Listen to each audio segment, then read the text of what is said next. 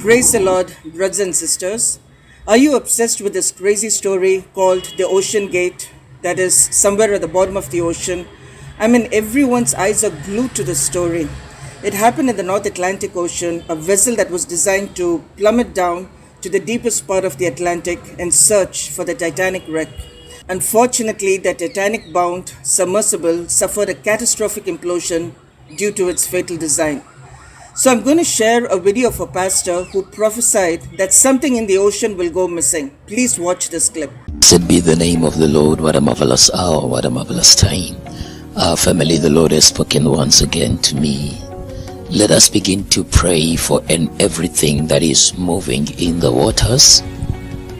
Everything that is moving in the waters. Everything that is moving within the ocean. Begin to pray for whatever mode of transportation that moves on top of the ocean or inside of the ocean, because I see another disappearance. Again, I see a disappearance where they shall say another plane or another, it's a ship this time around. It transports and it began to disappear within the waters, within the ocean again. Now, I see this happening very soon. On to find a submersible that vanished while diving on the Titanic shipwreck.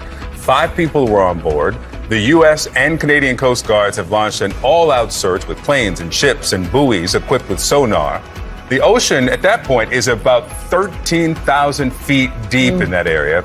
And as of yesterday afternoon, officials estimated the passengers might have had somewhere between 70 and 96 hours worth of air left if the sub is still intact. Now, this was a sightseeing expedition that cost $250,000 a person. The passengers included a British billionaire explorer, a Pakistani businessman, and his son. There are also reports by the CBC and CTV News in Canada that a famous French diver and Titanic expert was also on the sub. These are some of the last images of the submersible as it began its descent on Sunday morning. The deepest ever underwater rescue was less than 2,000 feet. So this could be an unprecedented rescue if the Coast Guard finds that sub. CNN national correspondent Jason Carroll has the latest on the search from Boston. And I think that context, that comparison, the deepest ever was 2,000. This could be as much as 13,000. What have you learned overnight? Yeah. Like the same way it happened on the MSH 17, I see a scenario that quite looks like the same scenario within the waters. Stockton Rush, he is the CEO and the founder of Ocean Gate. He is possibly the main reason why this tragedy has happened. There are so many aspects about safety that he and the company did not take into account. A truly sad story that eventually claimed his and 4 other lives.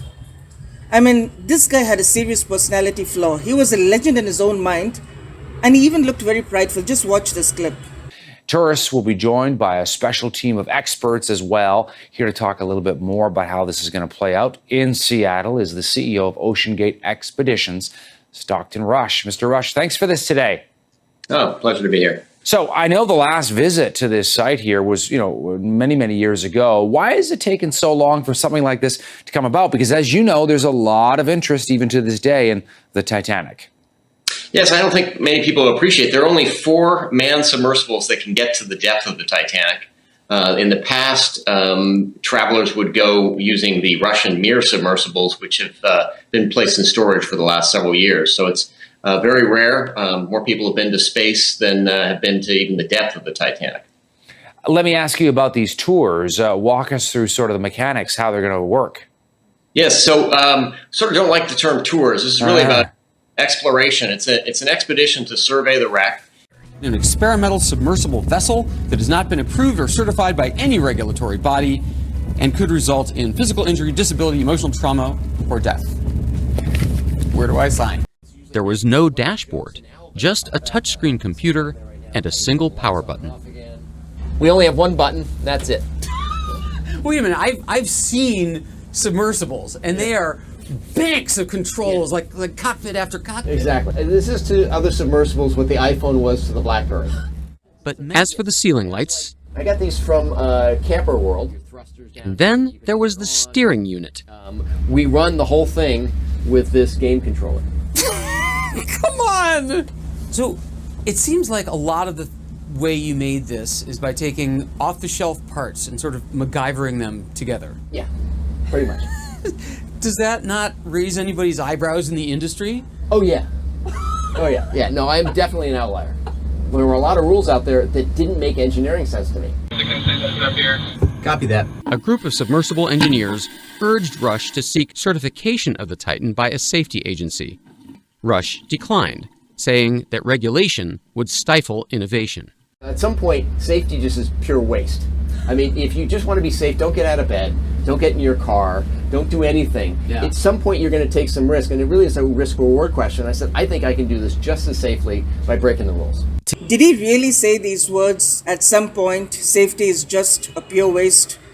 I mean, that's how he got himself and his passengers crushed into a human paste with 5,500 pounds of pressure psi, which is per square inch.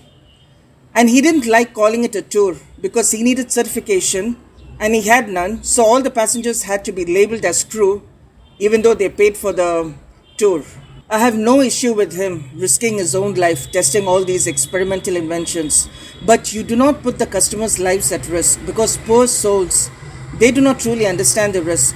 They spent all that money to see the Titanic wreck and now they are the part of it.